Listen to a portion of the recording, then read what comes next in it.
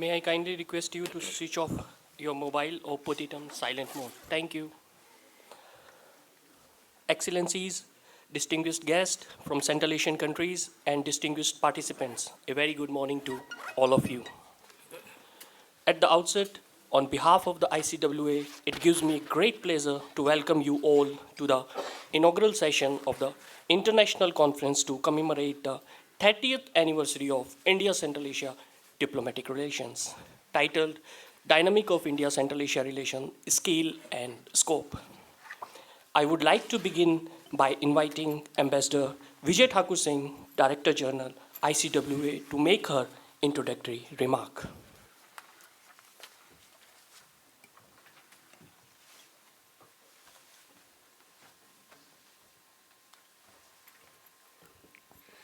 Good morning and a very warm welcome to Sapru House for the International Conference commemorating the 30th anniversary of India-Central Asia Diplomatic Relations.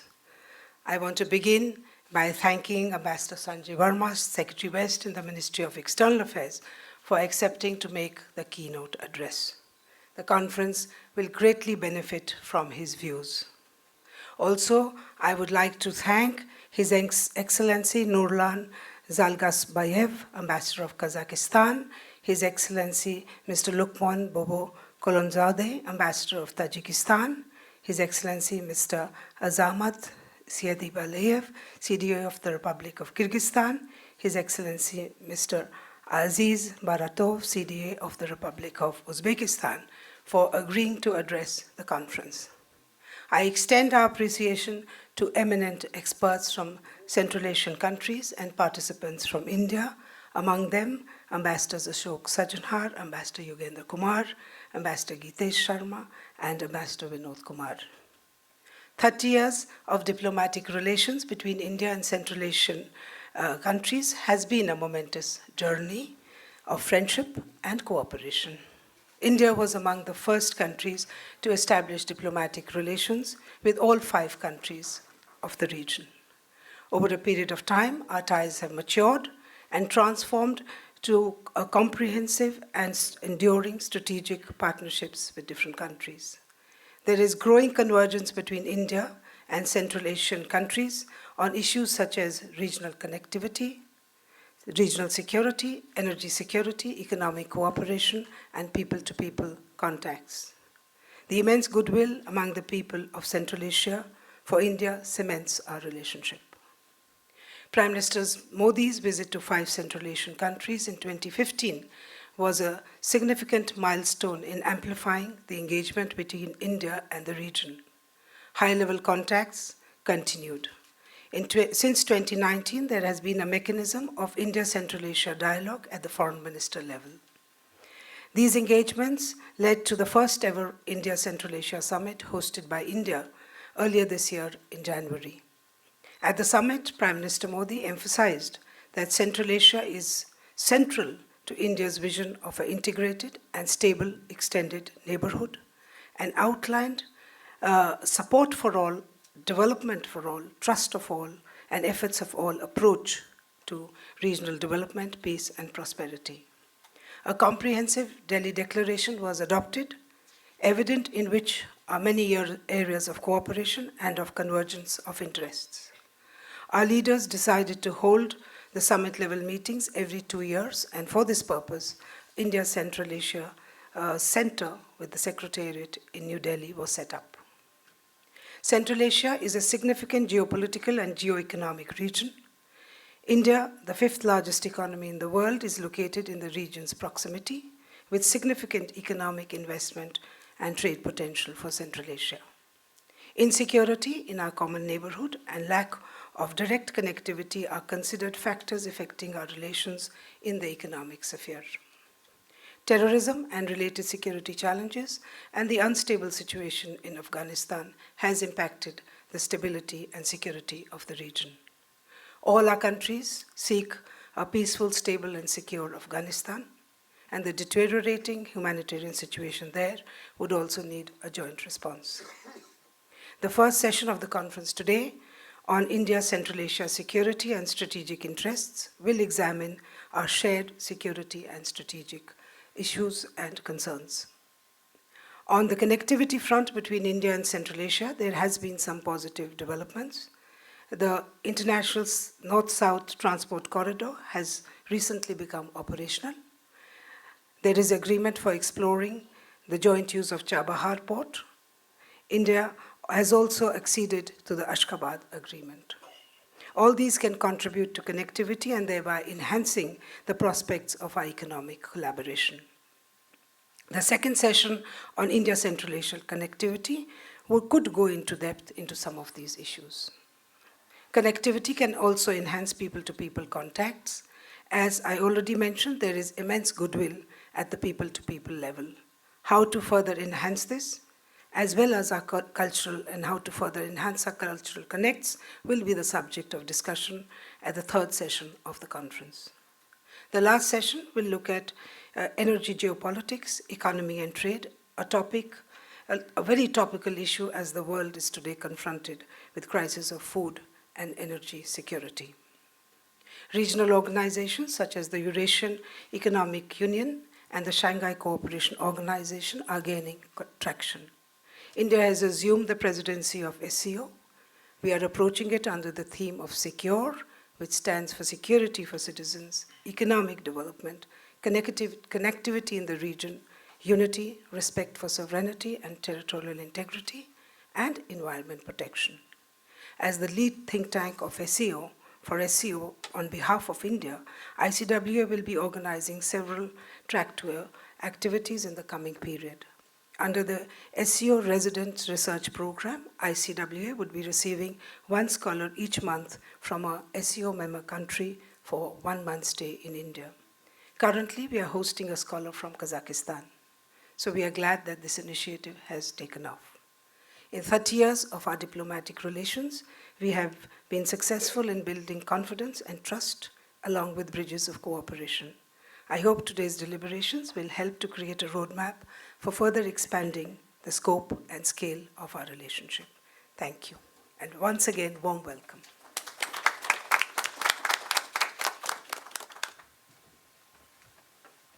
Thank you, ma'am.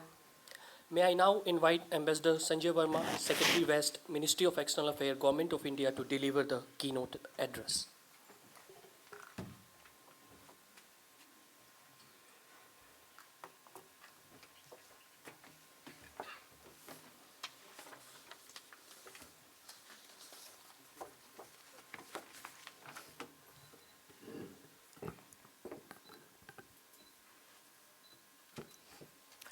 It's a wonderful winter's day today. It was 9 degrees. I was approaching ICWA, Sapru House. Took me back 35 years ago as young students from JNU. We used to take the university bus and come to this part of town to eat chola bhaturas and do some research. Not in that particular order, but it's good to be back here, and it's also a time when I think as we were recollecting in your room, that this has been an incredible year for all of us in whatever professions we are, in terms of the way we have reclaimed our activities, our engagements, and particularly in context of the subject today, Central Asia has been something which has dominated our imagination, thinking, and work in 2022. So very fitting that we have Central Asia as the main course of this conference. And it's not over, because I think there are young diplomats right now in FSI also training. So all in all, wonderful. So let me begin formally. Director General of ICWA, Ambassador Vijay, Thakur, Singh, the ambassadors of Tajikistan and Kazakhstan, my distinguished colleagues, Ambassador Sarma, Ambassador Sajanhar, Ambassador Vinod Kumar, Ambassador Yogendra Kumar, Excellencies, CDAs, ladies and gentlemen, scholars, a very, very good morning to all of you. I thank DG ICWA for this privileged opportunity to speak to a galaxy of experts on Central Asia. My remarks will be those of a practitioner of India's policy in Central Asia. I think in the context of the title of this conference, the main operative works are scale and scope. And it is our ability to understand the scope and the scale is what is going to determine our relations. I think a certain reimagination of how we see each other is also called for. India and several parts of Central Asia, or should I say regions of India, share a connection, a historical connect. This association needed reimagination and a retrofit informed by the fast-changing realities of our times. Over 3 decades, we have worked with each other largely on the bilateral track. Our engagement today, however, benefits from its own C5+1 mechanism of consultations that began in 2019 at the foreign ministers level and which we have now raised to the highest summit level in January this year. Friends, the context of our ties with Central Asian countries is a given, but constraints and opportunities of India's Central Asian ties can and must change for our mutual advantage. The context is your geographical location. Central Asia, strategically located at the center of the Eurasian landmass, is not a distant region from India. It is very much part of our extended neighborhood. However, lack of convenient overland connectivity between India and Central Asian countries, thanks to gatekeepers who will cut their nose to spite their face, makes us appear further removed from each other. Millennia-old historical and cultural linkages of the northern parts of India with Central Asian countries witnessed continuous exchanges of people, goods, ideas, and traditions, except during the brief colonial era of the 19th century. The common imprint on our language, aesthetics, and traditions are living testimony of these linkages. It is appropriate to mention here that the need to trace our historic linkages with Central Asia in the contemporary context. The ongoing initiative of compiling a dictionary of common words between Hindi and Central Asian languages under the India Central Asia Summit framework serves that purpose. You would have noticed my reference was that India and Central Asia have known each other, but in our imagination we sort of club both geographies and say that we were linked. But the reality is Central Asia knows more of Northern India. And the language again is more Hindi or North Indian centric.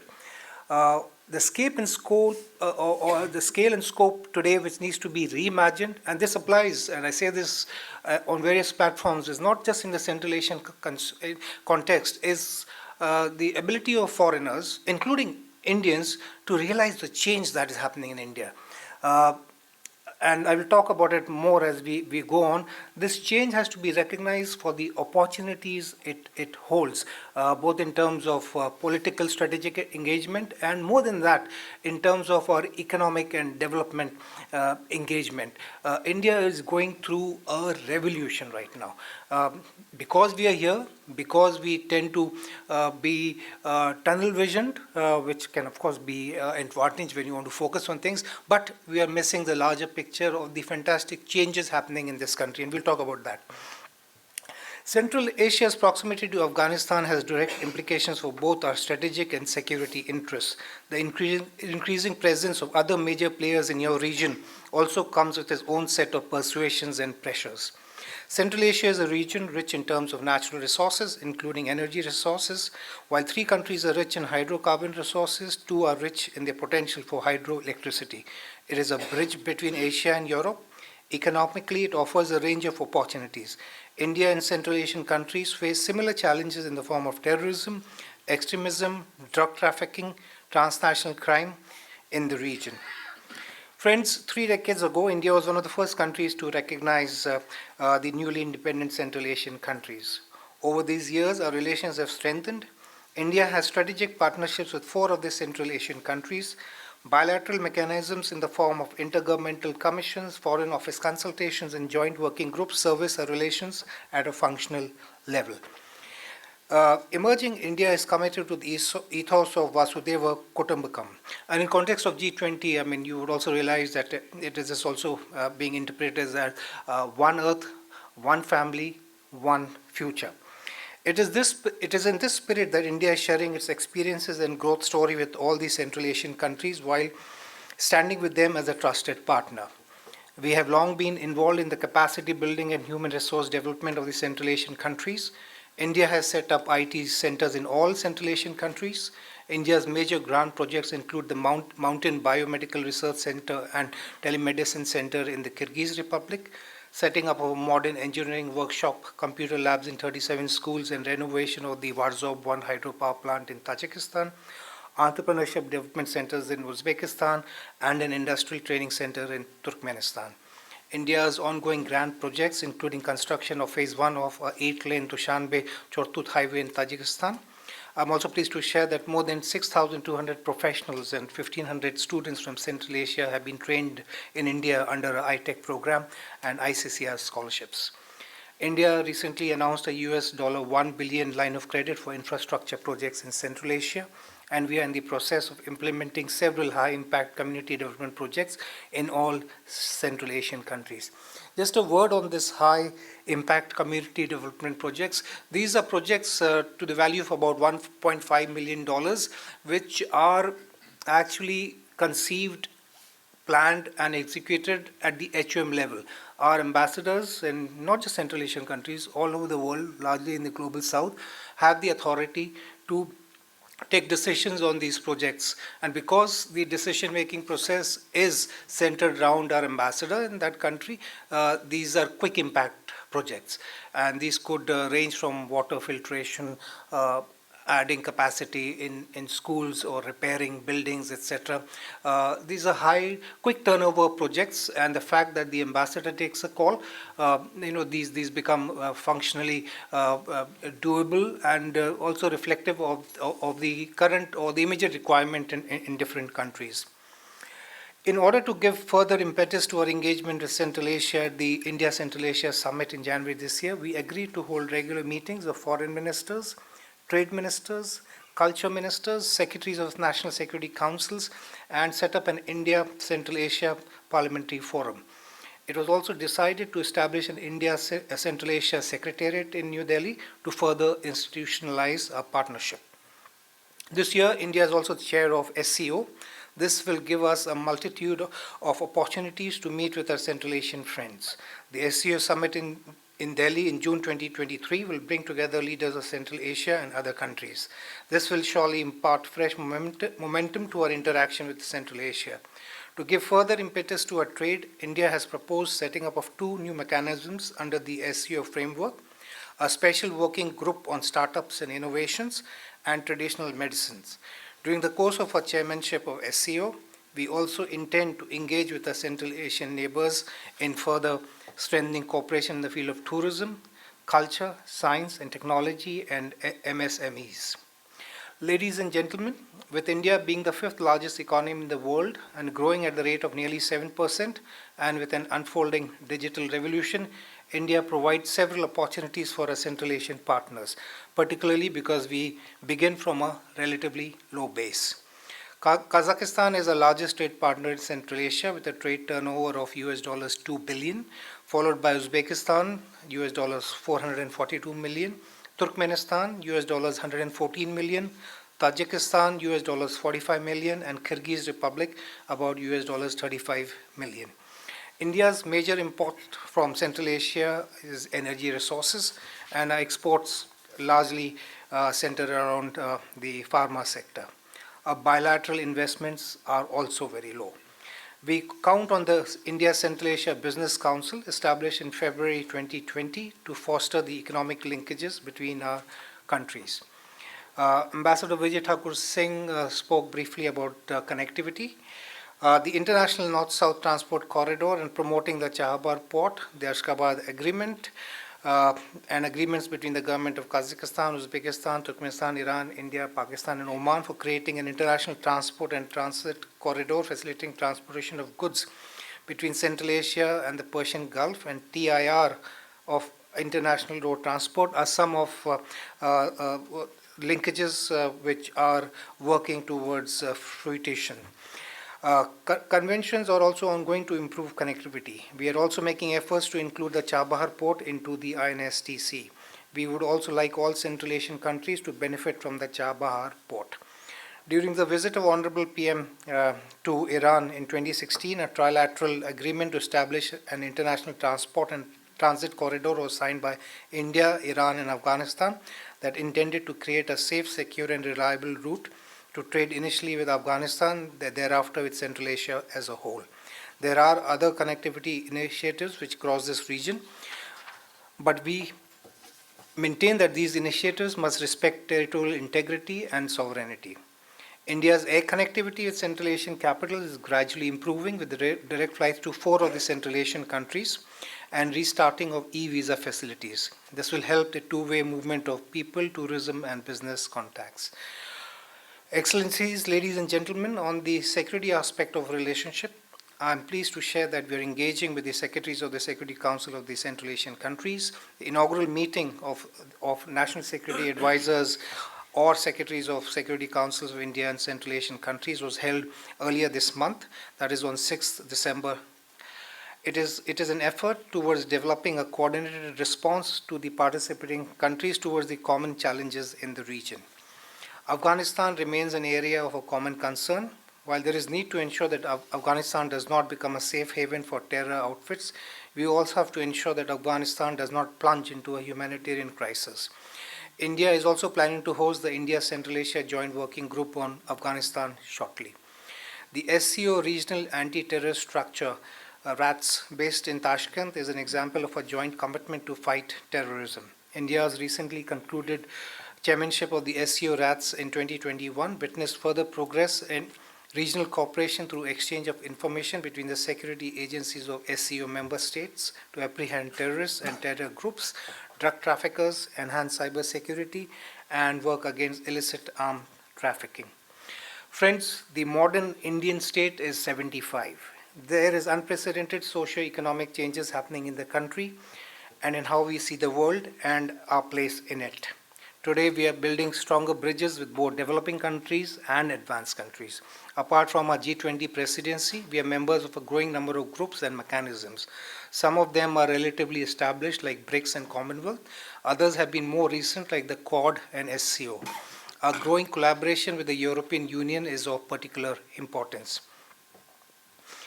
And still others are emerging in the ITU2 and the Indo-Pacific Economic Framework. We are also increasingly engaging the world in group formats, reflecting the growing interest on their part to cooperate with India. This could be the ASEAN, Africa, or the Pacific Islands, or indeed the Nordic nations, CARICOM, CELAC, or Central Asia. This engagement of India globally today is unprecedented, and this comes from a singular vision of the Prime Minister and is based on a confident India, the fact that we are today the third largest economy in terms of PPP, purchasing power parity, fifth in nominal terms. We hope to become the third biggest economy before the end of this decade. Growth is at about 7%. We're the youngest country among major economies at the age of 28. And especially to our foreign friends, I'd like to draw your interest to the changes that have taken place in India, particularly in the last 2.5 years. COVID-19 was an existential challenge to everybody, including India. But unlike many other countries where the focus was largely to stimulate economies based on quantitative easing or pumping liquidity into the economy, we did that, but in a very conservative manner. 10% of our GDP did go into easing the troubles of a stalling economy, but we used this time to change, reform, clean up our economy. We also use this time to strengthen what is called the India Digital Stack. The India Digital Stack is at the root of it, of using digital technology to leapfrog our development experience. Now, even the development experience in the classical economic sense is that you need to generate a surplus before you can, sort of share it for development purposes. and because India has been growing at a respectable pace in the last few years, there is a surplus, and that was distributed through the digital stack. The digital stack for our foreign friends is based on an acronym called JAM, which is the Jan Dhan, which is financial inclusion by getting more and more Indians into banking, the formalized sector. This whole journey of India in the last few years has been to move India from an informal, poorly organized, outside the pale of taxation and responsibility into a formalized economy. And while we are doing this, we are not only bringing in order and discipline, but we are also consolidating our strengths towards to the potential of the 21st century. So JAM, 1J stands for Jandhan, which is the financial part. Aadhaar stands for our unique digital identity project, which gives us our national iCard, which is linked not only as a means of getting in and out of airports, but also links to your bank accounts, and also you become an intrinsic part of the developmental template. The M stands for the mobile telephony. We are a country with over 1.1 billion people with cell phones, of which about 850 million have access to the internet. We are also the most digitized country in the world. I mean, this would sort of be counterfactual because we still are a growing, emerging, relatively poor country, doing well economically, but we are by far the most digitized economy. So this also again reinforces our strength in the IT sector and the service sector. But at the same time, we are also doubling down into manufacturing. We have earned the well-deserved reputation of being pharmacy of the world, but we also want to be the factory of the world. And if you are following the Indian economy closely, you will find tremendous energy being devoted to the automobile sector, particularly EV, textiles, the health sector, renewable energy. I mean, these are just examples where the focus of the Indian economy rests. This also is driven by incentive schemes, and these are called production-linked incentive schemes. It's already more than $25 billion which have been pumped into these schemes, and you'd be surprised that companies as big as Apple and Samsung are utilizing these schemes, being incentivized to increase their production capacity in India. It is a matter of a year or two before India becomes the biggest export base of Apple products in the world. We are already among the world's biggest manufacturers of this small automobile. There is a revolution going on in the EV space. Health sector and pharma, well, you're aware of the changes which are recognized by the world.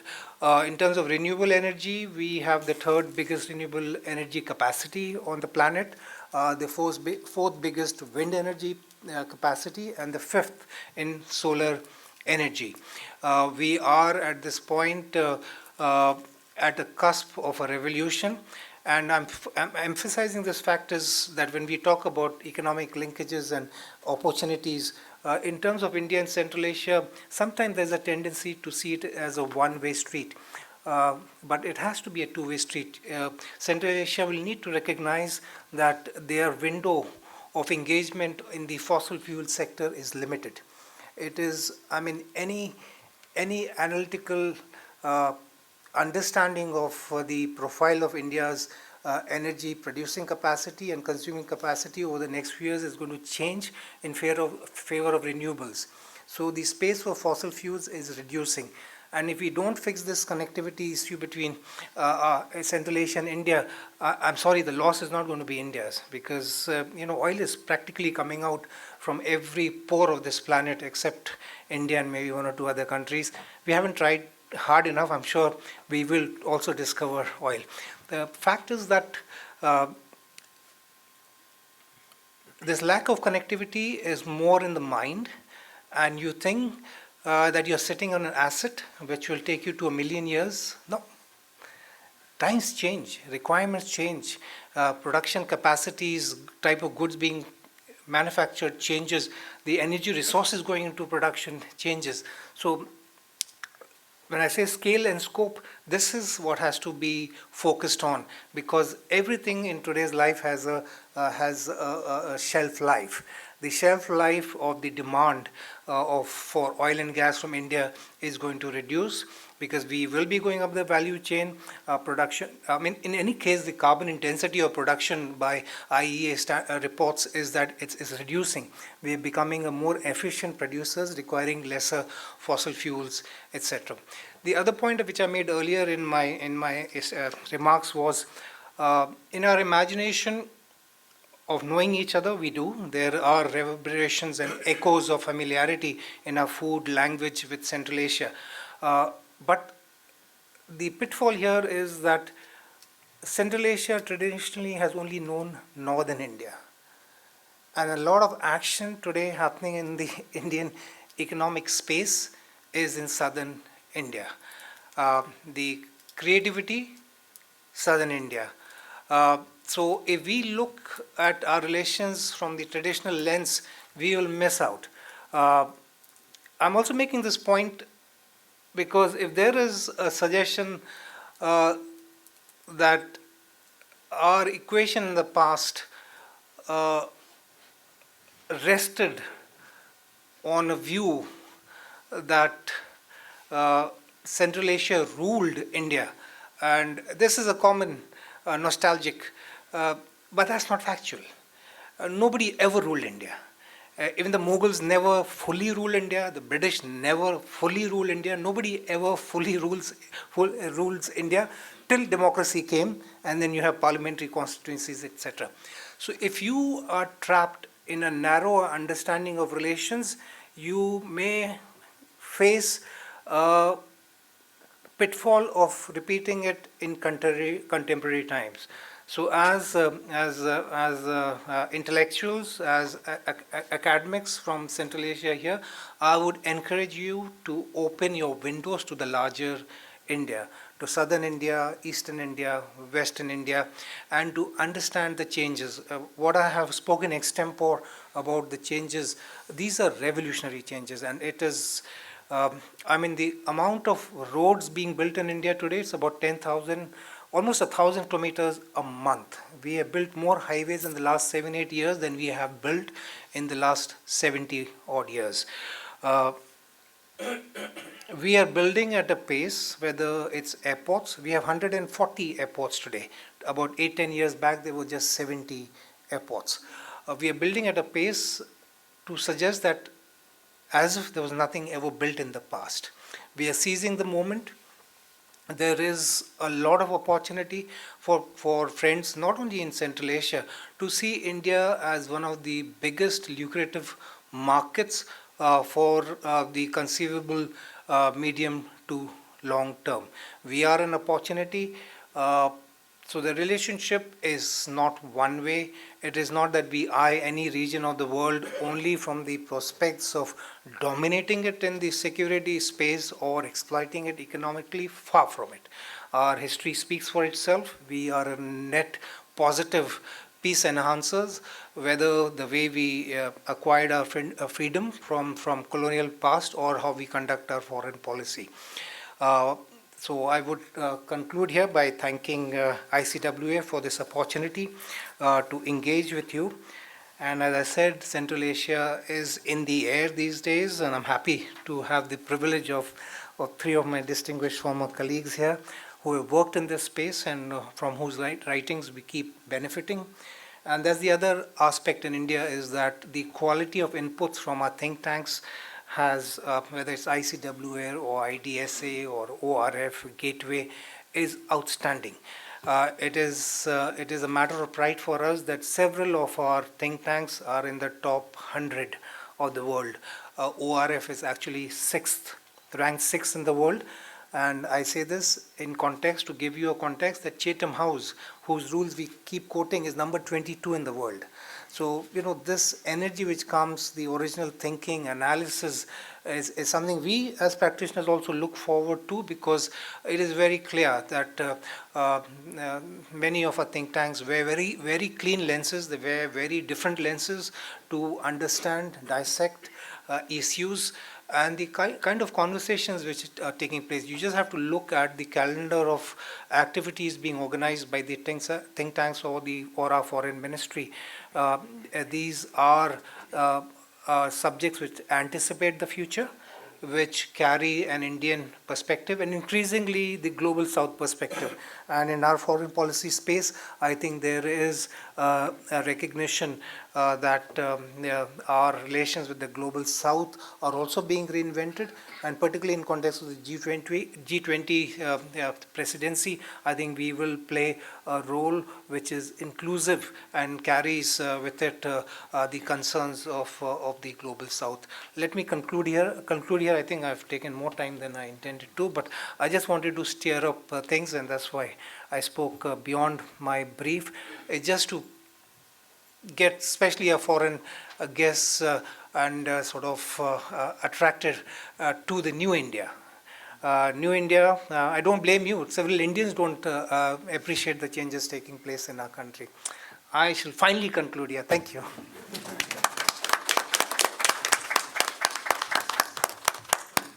Thank you so much, sir. Now I would like to invite His Excellency Nurlan Zhalgasbayev, Ambassador of Republic of Kazakhstan to India, to make his remarks.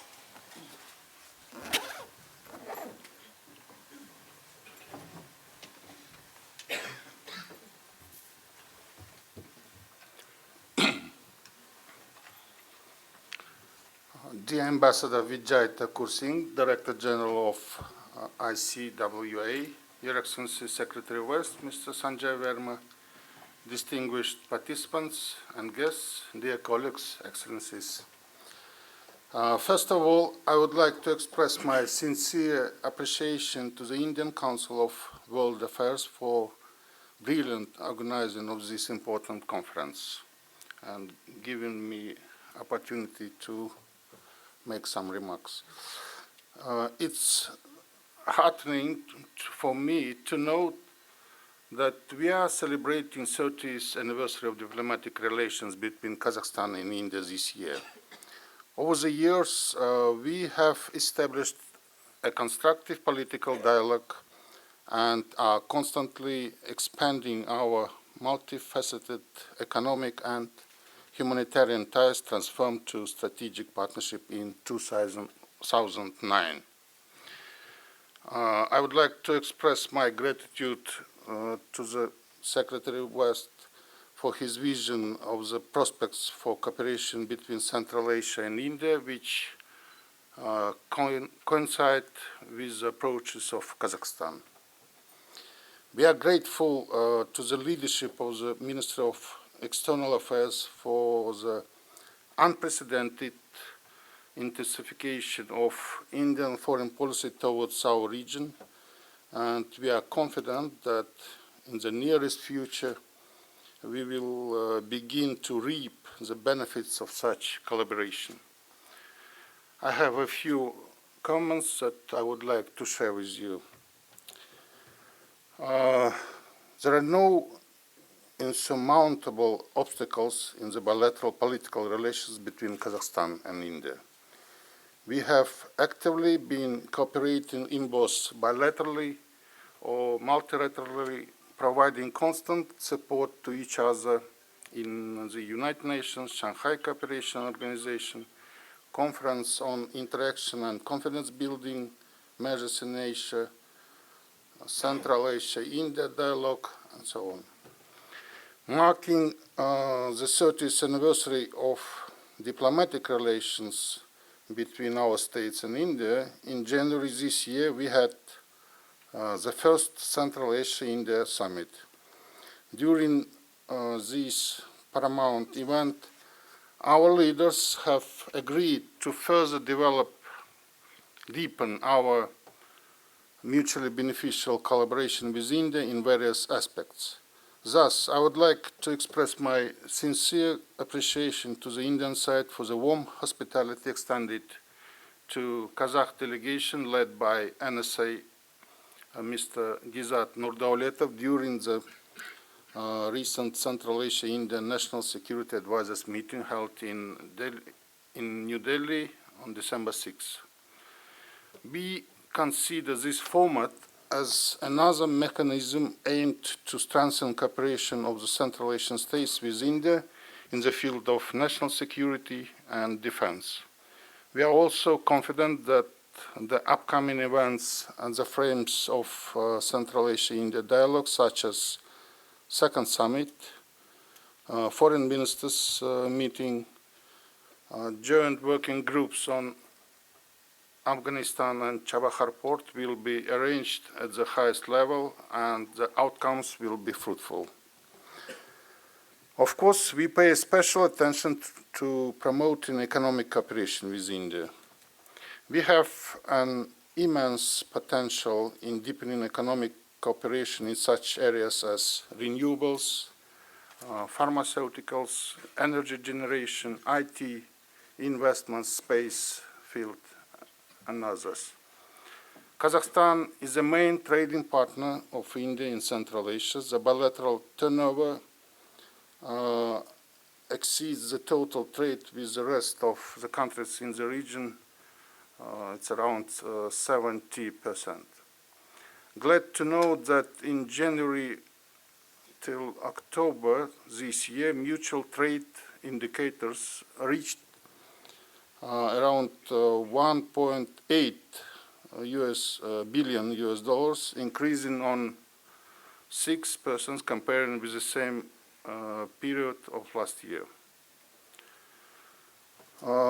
We look forward with a great optimism to the outcomes of recent Mr. Gautam Adani's visit to Kazakhstan, where he held meetings with my president, prime minister, as well as several ministers and the heads of national companies. Another Indian flagship company, Tata Group, is also interested in entering the Kazakh market. We hope that this company will also be able to find the interested field to invest in Kazakhstan. In general, Kazakhstan can be a great hub for India's investments. Kazakhstan ranked the 25th country in the World Bank Ease of Doing Business report, and the country target is to enter the top 10 countries within 5 years. Given the investment opportunities of Kazakhstan's agro-industrial complex, Kazakhstan can serve as a platform for production of agricultural products which can be delivered to neighboring countries. In cultural and educational cooperation sphere, following up the agreements of the first Central Asia-India Summit, on November 17 till 23rd this year, the US Kazakh delegation visited New Delhi and Mumbai. Furthermore, nowadays we have five young diplomats studying in the Sushma Swaraj Institute of Foreign Service. Moreover, there are a lot of Kazakh students in different Indian institutes came through Indian Council for Cultural Relations and Indian Technical and Economic Cooperation Program. I would like to express our gratitude to Indian partners for providing such important opportunities in human empowerment and skill development to the Kazakh citizens via various programs. In recent years, processes of political and economic cooperation have been significantly intensified in Central Asia. This is a positive trend. Today, Kazakhstan and our region demonstrate openness and readiness for mutually beneficial cooperation with all interested states and organizations. As my president mentioned, our aim is to continuously strengthen friendly and mutually beneficial ties with India. Summarizing my remarks, I would like to emphasize that we have no alternative but to build up cooperation, close cooperation between our countries. India and Central Asian countries are natural partners and friends. We need to value that. I am sure that today's discussions will help us to develop the best recommendations for our further practical actions. I wish you good health and every success in your noble endeavors. I thank you.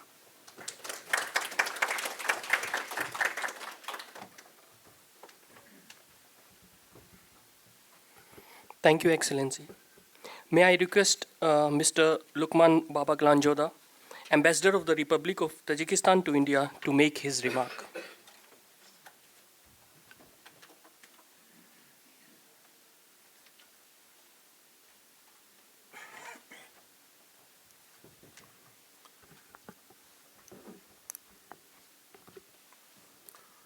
Thank you. Thank you so much. First of all, I would like to just say a few words, my introductory words, that as we started, our country started moving forward and developing 30 years ago. It's very timely to sit together on the table and to see how far we moved from this point. But more importantly, is to look what are perspectives for the future and in what direction we are moving. And today's gathering is timely and very important for us, Central Asian countries and India, as we can discuss here how we can move forward to use those opportunities and perspectives which we have based on our common historic, linguistical, and cultural connectivity. With this, I would like to start my official notes. First of all, distinguished Mr. Secretary Sanjay Verma, distinguished Director General Vijay Thakur Singh, dear colleagues, ladies and gentlemen. At the outset, I would like to extend our sincere appreciation to the Indian Council of World Affairs for organizing today's international conference, Dynamics of India-Central Asia Relations, Scale and Scope, and providing an outstanding environment for its success. Especially, I would like to thank the host for supporting participation of distinguished experts from our countries. We believe that such an event and format of conversation would help us not only to share views and knowledges, but also support us in the joint quest for defining new ways and opportunities to strengthen mutually beneficial cooperation in delivering tasks which were set by first India-Central Asia Summit at the beginning of the year. Today's exercise is also necessary because this year we already celebrated and still celebrating 30th anniversary of establishing diplomatic relations between India and countries of Central Asia. If you look to the past 3 decades of Tajik-India relations, we can see how both sides concentrated every efforts in forming solid and wide legal basis of mutually beneficial cooperation. Today, this legal framework embraces more than 70 documents, which is indeed a remarkable achievement. At the same time, the existing legal documents have created solid bases and frameworks for a number of joint working groups and commissions, some of which are active today in promoting cooperation in different spheres of mutual interest. Mr. Secretary Sanjay Verma mentioned those working mechanisms and commissions. Our ties, building on lasting common historical and cultural roots, as well as strategically important partnership, cordial and mutual trust, continue to embrace many dimensions of human endeavor, with special focus on stability, security, connectivity, trade, industry, agriculture, energy, disaster risk reduction, culture, health, education, and humanitarian affairs. The first India Central Asia Summit held at the dawn of the fourth decade of our diplomatic relations has opened a new chapter in our cooperation, not only by setting specific goals and tasks, but also with creating appropriate mechanism at ministerial level, ministerial and working levels. In this connection, recently, the first meeting of the NSA and Secretaries of Security Councils of India and Central Asia were held successfully in New Delhi, where participants shared their views and ideas on our security cooperation, considering current and emerging security risks and threats in our region and beyond. In this context, we are looking forward to other ministerial and working level meetings of the India Central Asia format, which have been planned for the next year. Availing this opportunity, I would like to shortly dwell on Chabahar, which is expected to be a main hub for increasing our sea and land connectivity aimed at boosting mutual trade. Without any doubt, an emerging transport and transit corridor through Chabahar will strengthen our connectivity and facilitate mutual trade and investment by providing new opportunities and avenues for business-to-business, government-to-business interactions. We believe that Chabahar port would be an important logistical hub in providing access to for landlocked countries of Central Asia to the Indian Ocean and beyond. We hope that through Chabahar port, our countries will be connected not only with brotherly India, but also with other countries surrounding the vast Indian Ocean. If we talk about connectivity, we should also look to potential and opportunities in promoting mutual trade in energy sector in order to provide energy security in our countries. South Asia and Central Asia are complementary players in the energy market. Secretary Verma eloquently mentioned this issue and draw future perspective for cooperation of our regions in future. But just would like to add that in this context, we believe that a huge hydropower potential of Central Asia will facilitate achieving energy security in both regions, and will provide new opportunities in delivering commitments related to climate change. At the same time, I would like to underline that along with focusing joint efforts in strengthening physical connectivity, it is necessary to pay more attention to stimulating our cultural, civilizational, and linguistic ties. Since ancient times, the peoples of Central Asia and India, through exchanges and migration, mutually enriched our culture, customs, and languages. The works of well-known poets Amir Khusravi Dehlavi, Mirzo Bedil, Hassan Dehlavi, Zebuniso, and others still delight the peoples of Central Asia. Today, their rich heritage, along with other prominent Indian poets and writers, are well taught in secondary schools of Tajikistan and probably in other Central Asian countries. Over the last years, several efforts have been made to jointly preserve and conduct research works on a rich heritage of these poets. But still, we see a need for a better coordination of efforts and joint programs in this direction in accordance with the outcomes of the first India-Central Asia Summit. Direct and close collaboration of public and private mass media, mass channels, and agencies will support us in revitalization of our cultural and linguistic connectivity. This also could open new perspective for people-to-people communications and connectivity, and we can not only establish infrastructure or logistic for developing economy and investments, but also with this linguistic and cultural ties, we can bring hearts and minds of people of both regions closer. And since India is implementing advanced technologies in digitalization, the protection of common linguistic, common tangible and intangible heritage in a digital format, creating digital archives and websites of the prominent poets deems appropriately.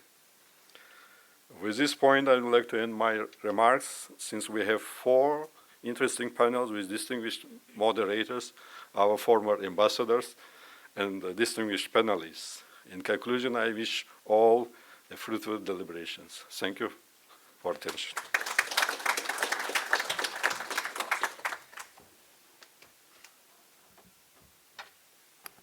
Thank you, Excellency. Now I may invite Mr. Azamat Seidibaliev, CDA of the Republic of Kyrgyzstan, to India for his remark.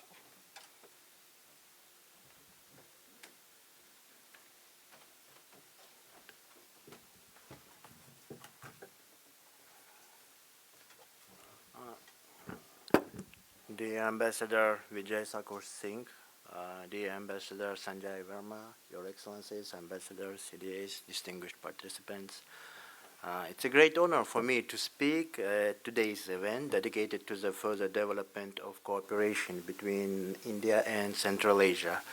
I would like to express my sincere gratitude to the Indian Council of World Affairs for invitation and for the timely and relevant initiative to organize the dynamics of India-Central Asia relations scope and scale.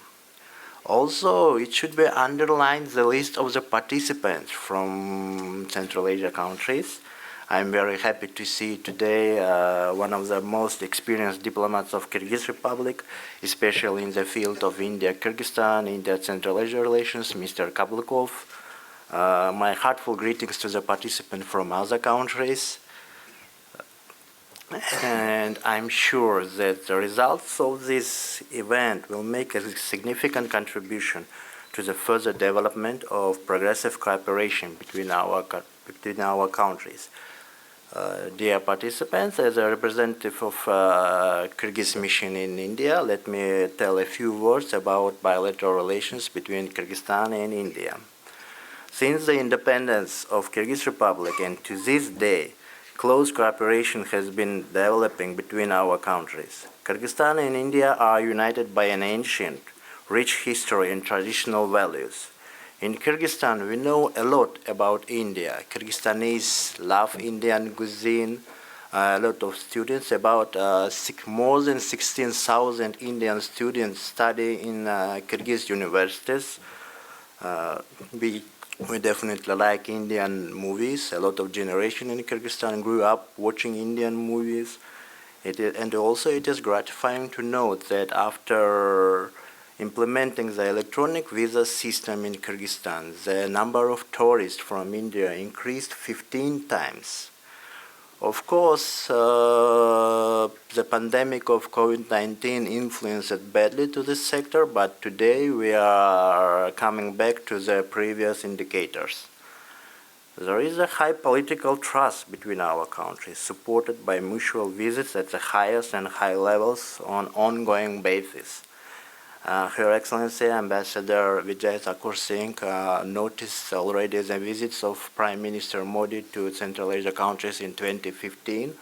Also, there was another visit in 2019. During the visit of Prime Minister Modi in 2019 to Kyrgyzstan, bilateral relations between our countries moved to a new stage, the level of strategic partnership.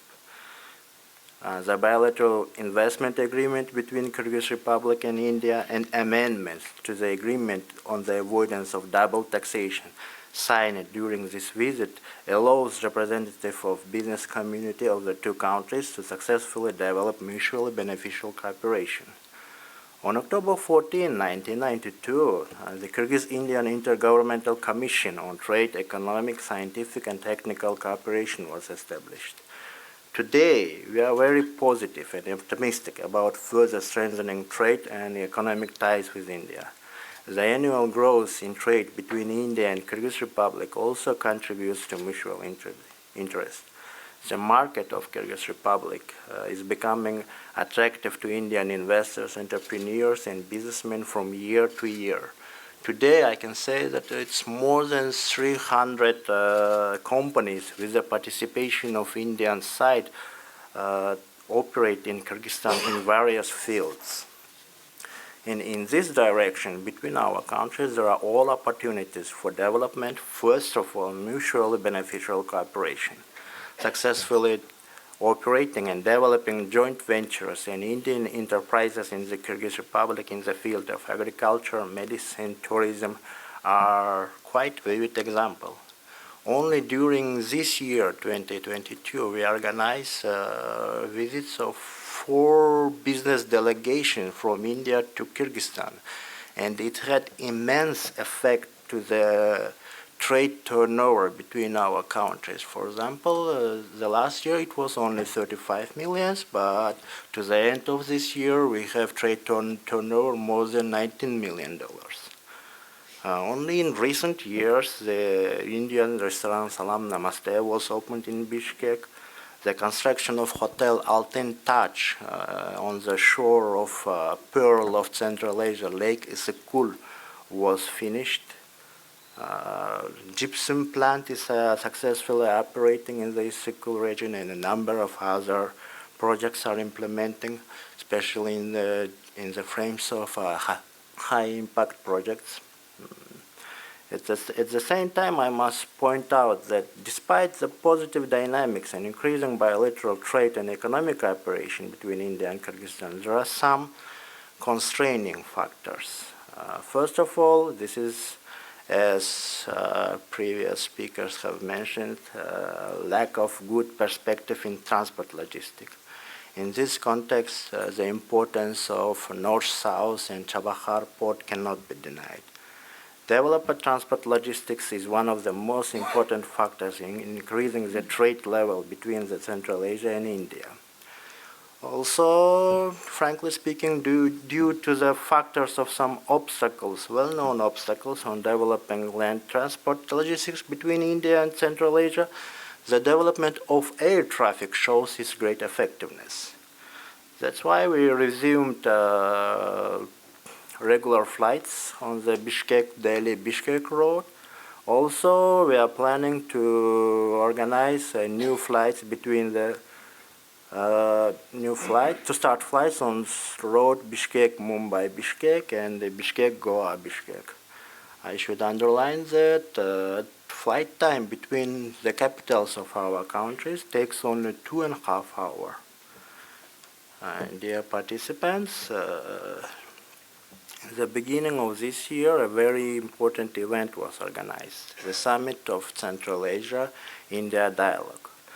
Leaders of our countries agreed to establish 4 pillars at the level of Ministers of Foreign Affairs, Trade and Communication, Culture and Tourism, as well as Defense and Security. Also, working groups on Chabahar and Afghanistan was created. His Excellency Sanjay Verma already explained in details all we have already done and all we are planning to do in the frames of India-Central Asia dialogue. And I must point that during the summit, the Prime Minister, Mr. Modi, made a very important statement. He noted that India is ready to raise the level of bilateral cooperation with the countries of Central Asia to a new, higher level. And we take this a very positive signal for further decisive action to strengthen our relations in all sectors. Right now, we're actively working on the implementation of tasks given by our leaders. As previous speakers have mentioned, the first meeting of Security Council of Secretaries was held in India on 6th of December. In the first quarter of next year, we are planning to organize meetings of Ministers of Foreign Affairs, Trade and Communication, Culture and Tourism. Also, it should be noted that India took chairmanship in Shanghai Cooperation Organization. In the frames of chairmanship, a lot of ministerial meetings are planned. Ministers of Foreign Affairs, Ministers of Defense, Security Council secretaries, and other ministers of Central Asia and of course SCO members will visit India in the first half of next year. And of course the leaders of SCO countries will participate in SCO summit. All this definitely will give a great impetus not only to the development of our relations in the frames of multilateral organizations, but also will improve our bilateral relations. And dear participants, this is my few words on this. Let me thank you all for your attention, and also special thanks one more time to the Indian Council of World Affairs. Thank you very much, and I wish you all the best.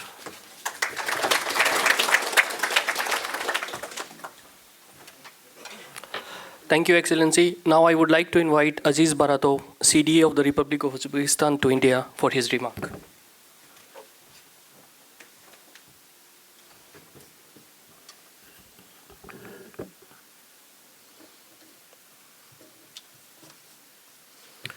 Well, good morning, Excellency Ambassador Sanjay Verma, Excellency Vijay Thakur Singh, Excellencies, Ambassadors, dear colleagues and guests. Well, it's a great honor for me today to address and warmly welcome the participants of International Conference to commemorate the 30th anniversary of establishment of diplomatic relations between Central Asian countries and India. Taking this opportunity, I extend my gratitude to the Ministry of External Affairs of India and the leadership of ICWA for their efforts for hosting this very important interaction between think tanks. On the 18th of March of this year, we marked the 30th anniversary of establishment of diplomatic relations. India was among the first countries to recognize the independence of the Uzbekistan. Since then, over the 30 years of cooperation of the ties of two nations in political, economical, cultural, and other areas have been steadily developing. In May 2011, a joint declaration of strategic partnership was signed between two countries. Dear friends, today the new Uzbekistan is becoming a country of democratic transformations, big opportunities, and practical deeds. In the beginning of this year, the new Uzbekistan development strategy adopted for the next 5 years. It was developed on the basis of the principle of human interest is above all, and is aimed at solving such important tasks as the development of a free civil society, human capital, further stimulation of entrepreneurial activity, protection of rights of investors, ensuring the inviolability of private property, and gender equality. The reforms, openness, transparency, renewal, and changes observed in the domestic policy of Uzbekistan in recent years are also evident in the country's foreign policy. Uzbekistan pursues an active foreign policy at the regional and global levels. One of Uzbekistan's main foreign policy objectives is to create an atmosphere of peace, stability, and security. In this regard, we have identified the development and strengthening the friendly, good neighborly, and mutually beneficial relations with Central Asian states as a key foreign policy priority. We are committed to a consistent, open, and pragmatic foreign policy. Dear friends, the strengthening of long-term strategic partnership with India is one of the priorities of Uzbekistan's foreign policy also. The bilateral ties acquired further momentum after the visit of the President of Uzbekistan, Shavkat Mirziyoyev, to India in 2018 and 2019. And Prime Minister Narendra Modi visited Tashkent in 2015, 2016, and also in September of this year to attend the SCO summit in Samarkand. A virtual summit held in December 2020 between President of Uzbekistan and Prime Minister of India marked an important milestone and culminated with the adoption of a joint statement on close friendship and strong partnership. The challenging situation related with the coronavirus pandemic in the world made our bilateral relations even stronger and more effective. Both Uzbekistan and India have provided friendly assistance to each other in difficult periods, which consist of very crucial and necessary pharmaceutical products and medical equipment. The first India Central Asia Summit, which was held in January of this year, opened a new page in the relations between our countries. The development of human capital through active interaction in field of education, healthcare, deepening of economic partnership, and cooperation in the cultural and humanitarian sphere are noted as the priority areas of cooperation. On a meeting on the sidelines of the SCO summit in Samarkand, our leaders emphasized bilateral cooperation in trade, economy, connectivity.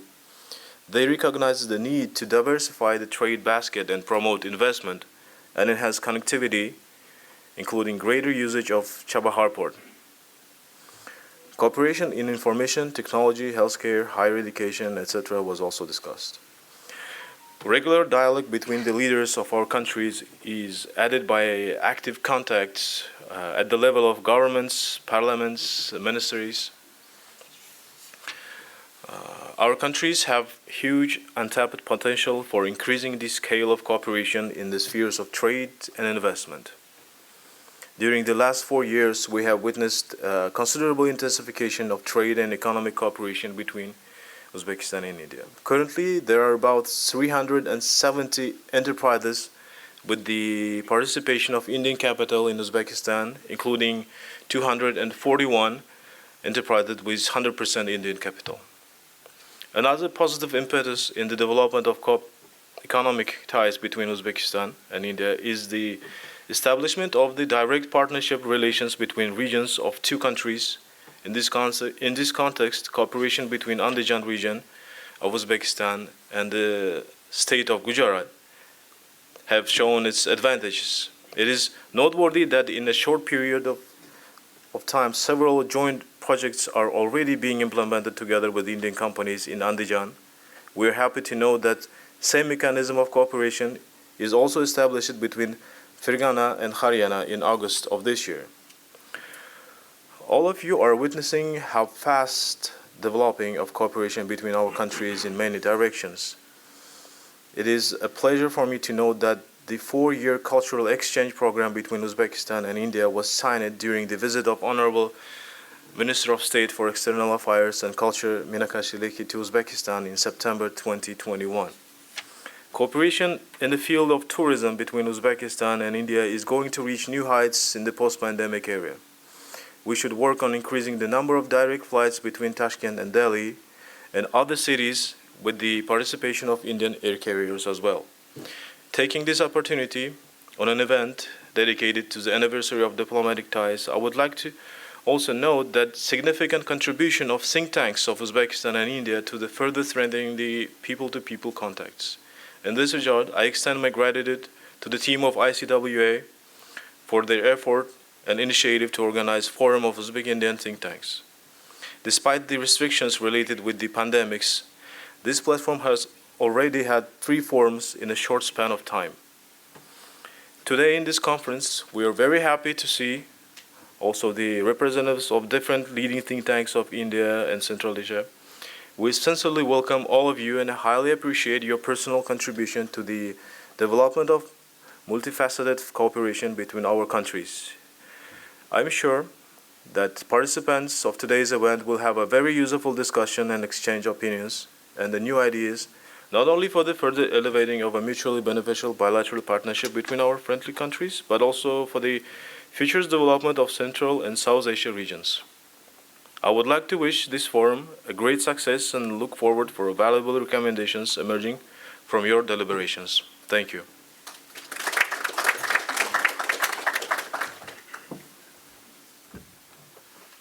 Thank you, Excellencies. May I now invite Mr. Iskandar Ataliev, Third Secretary, Embassy of Republic of Turkmenistan in India, for his remarks.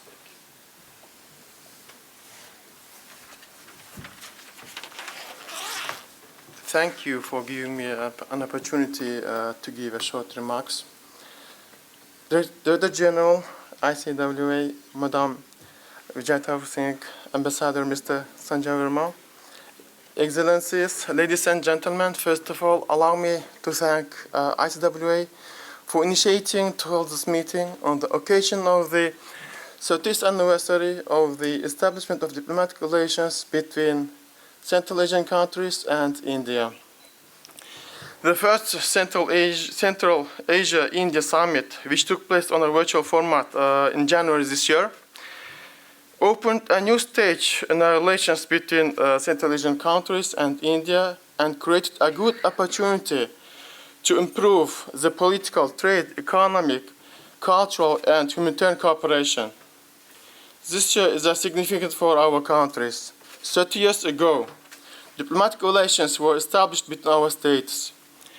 A new stage has begun in the development of centuries-old ties between our people. India was among the first states in the world to recognize the independence of Turkmenistan. We have great respect for the constructive and balanced policy that distinguishes India in global process and its great positive role in the world. Another important event in our bilateral relations is the state visit of the President of India to Turkmenistan at the beginning of April this year. This visit is significant as it's the first ever visit by an Indian president to Turkmenistan. During the visit, presidents of Turkmenistan and India held extensive discussions on bilateral relations as well as regional and international matters of mutual interest. At the 45th of plenary meeting of the 77th session of the UN General Assembly, which was held just several days ago on 6 December this year, a resolution submitted by Turkmenistan on declaring the 2023 the International Year of Dialogue is a guarantee of peace was considered and adopted, co-sponsored by the 68 member countries of the organization. The global initiative, Dialogue is a Guarantee of Peace, is aimed at consolidating the efforts of the international community in strengthening the traditions of peaceful and trusting coexistence of the peoples of the world. As you know, this initiative was announced during the international conference, The Policy of Peace and Trust, the base of international security, stability, and development, held in Ashgabat in December 2021. And was unanimously supported by all its participants. Let us recall that the final document of the conference was distributed as a document of the 76th session of the UN General Assembly. In this regard, this meeting is considered by Turkmenistan as one of the mechanisms for developing constructive approaches to ensuring peace and cooperation, establishing channels for constructive communication and dialogue as a guarantee of peace and development. Thank you for your attention.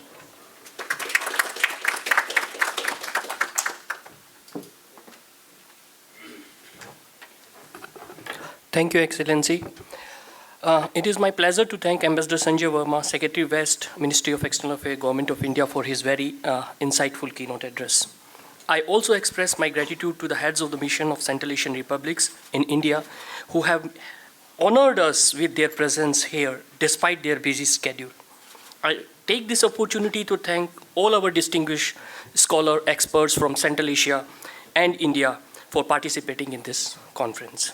I extended ICWA's deep appreciation to the members of diplomatic corps in Delhi, members of academia, researchers from various think tanks, and students for joining the inaugural session of the conference.